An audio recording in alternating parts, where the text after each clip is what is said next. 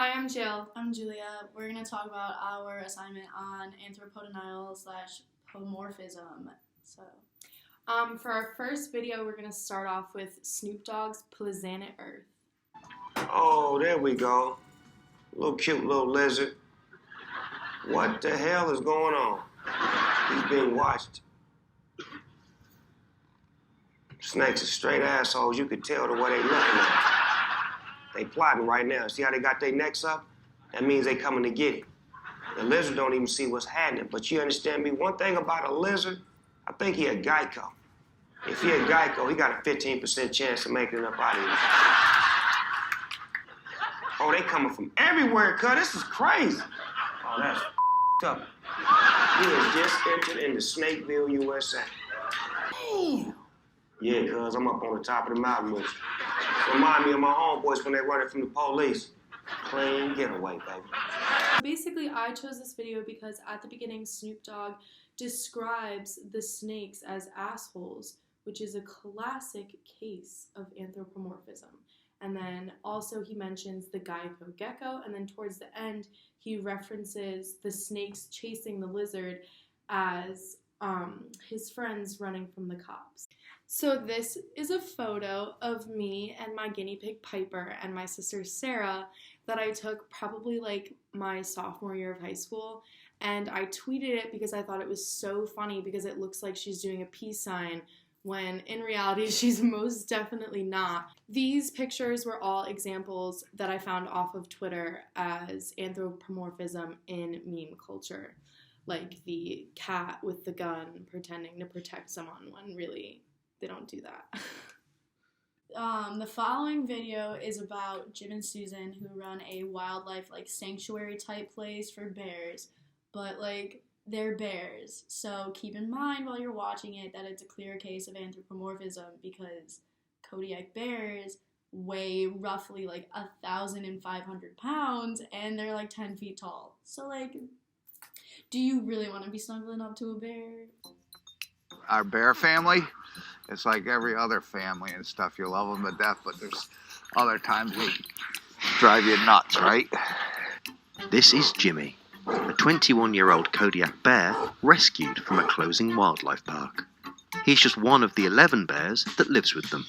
They knock you around a little bit and stuff. Nothing, not maliciously, but you gotta watch you don't get scratched or poked in the eye or something. Hey, you know better than that. What are you doing? It's all right. He's like them. He's like a bear. He has no fear of them. It's really amazing.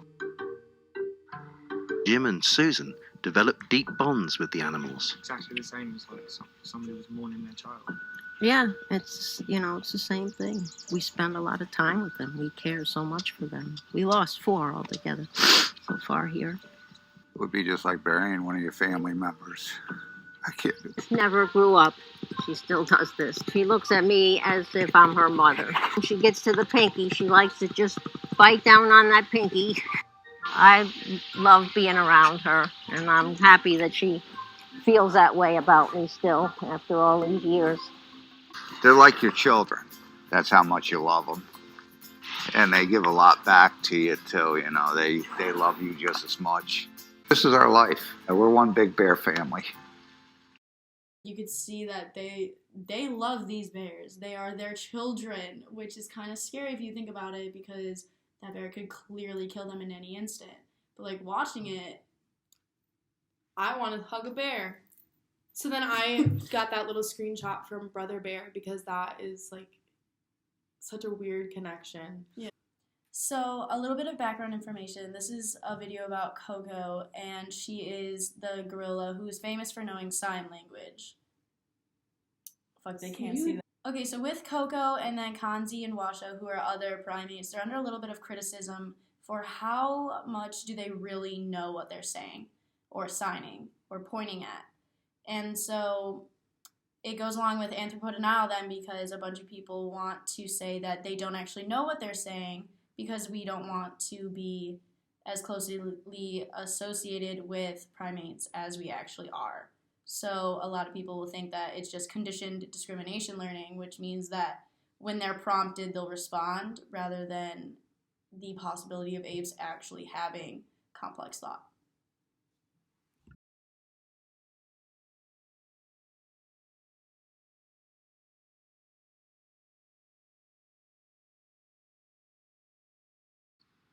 There is very little difference. Genetically, it's what, 2%, something like that.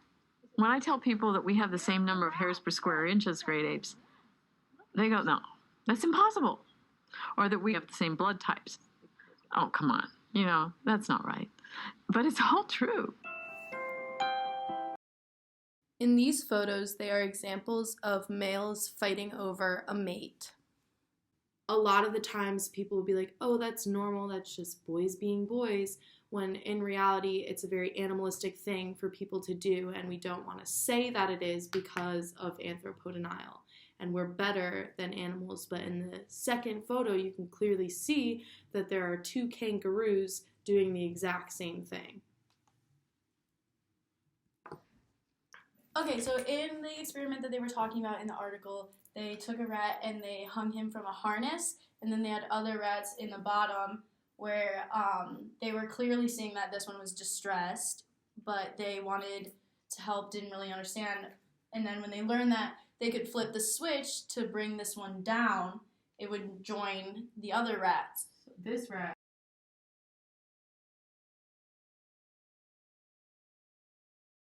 He flipped that, this one was lowered down and then no longer distressed, which clearly was an example of targeted helping, because flipping the switch and lowering this rat did nothing for the other one. It only was helping his buddy no longer be in a state of panic.